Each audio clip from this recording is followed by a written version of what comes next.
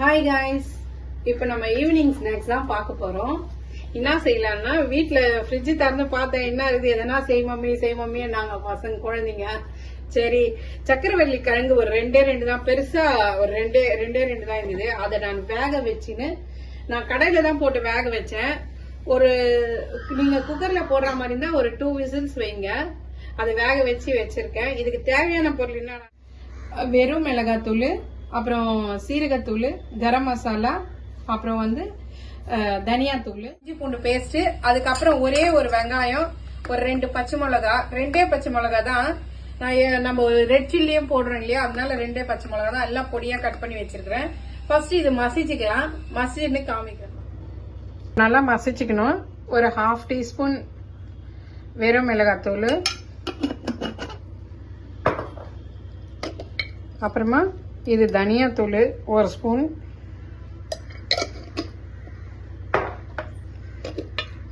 கரம் மசாலா ஒரு 1/2 டீஸ்பூன்,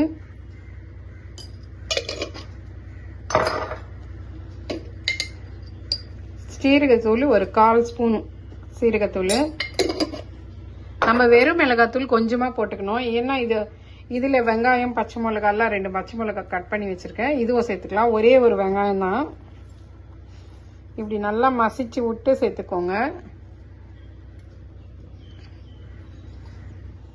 இந்த 1 ஸ்பூன் பெரிய ஸ்பூன்ல, சின்ன ஸ்பூனா இருந்ததுன்னா நீங்க 2 ஸ்பூன் போட்டுக்கோங்க. 1 ஸ்பூன் கார்ன்ஃபிளவர் மாவு,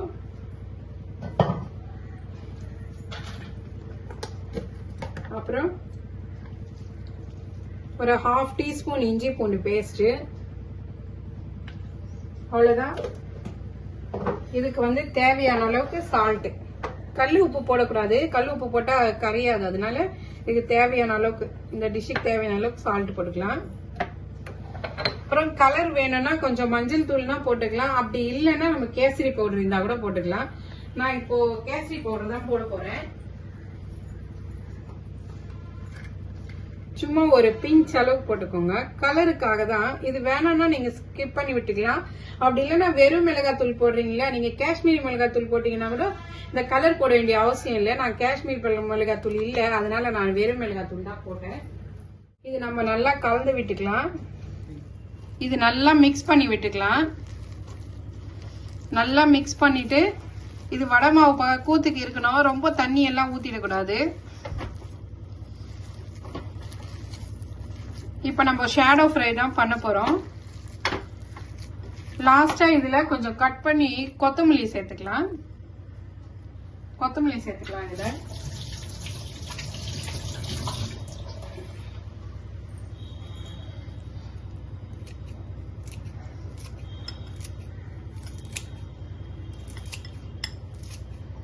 கொத்தமல்லி சேர்க்கும் போது அந்த ஃபிளேவர் நல்லா இருக்கும். ஃப்ரை பண்ணும்போது பார்க்கலாம். இது கொஞ்ச நேரம் இதுவும் நல்லா மிக்ஸ் பண்ணி விட்டுட்டு நல்லா ஊறணும். ஒரு 10 மினிட்ஸ் கழிச்சு நம்ம ஃப்ரை பண்ணும்போது பார்க்கலாம்.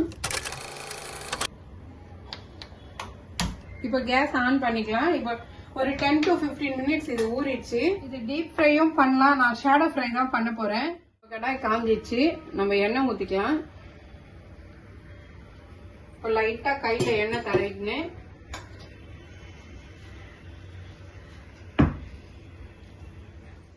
இப்படி வடை ஷேப் இப்படி ரவுண்டா தட்டிக்கலாம். இல்ல நம்ம நீட்டா போட்டுக்கலாம், ஓவலா எப்படி என்ன போட்டுக்கலாம். நான் ரவுண்டா தான் போடுறேன்.